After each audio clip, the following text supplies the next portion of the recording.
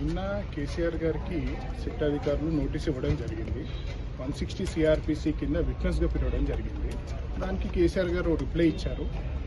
వారు మున్సిపల్ ఎన్నికలలో బిజీగా ఉన్నారు, బీఫామ్స్ ఇవ్వాలి తన క్యాండిడేట్స్కి, అండ్ తను ఎరవల్లిలో నివసిస్తున్నారు కాబట్టి అక్కడికే ఫ్యూచర్లో నోటీసులు అన్నీ ఇవ్వాలి, అండ్ పోలీసులు ఒకవేళ విచారించాలంటే అక్కడికి రావాలి, అక్కడికి వచ్చి ఎగ్జామినేషన్ చేయాలని చెప్పడం జరిగింది.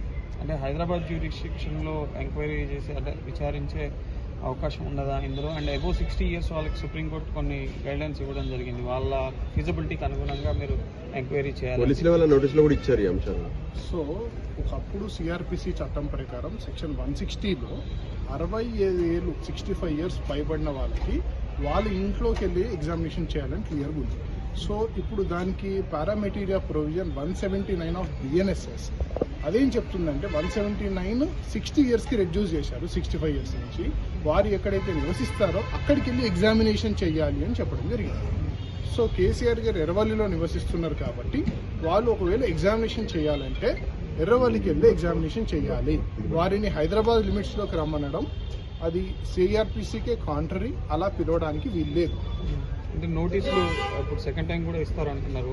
సో ఇట్లా కంటిన్యూస్గా నోటీసులు సర్వ్ చేయొచ్చా?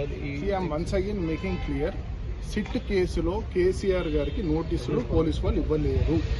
దానికి ఒక చట్టబద్ధమైన నిబంధన ఉంది. ఆ నిబంధన ప్రకారం నోటీసులు ఇవ్వాలి.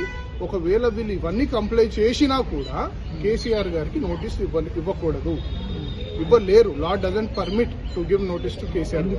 అంటే ఏం నిబంధనలు ఉన్నాయి? దానికి ఒక నిబంధన ఉందంటే నేను చెప్తాను, కానీ ఈ కేసులో కేసీఆర్ గారికి నోటీసులు ఇవ్వలేరు.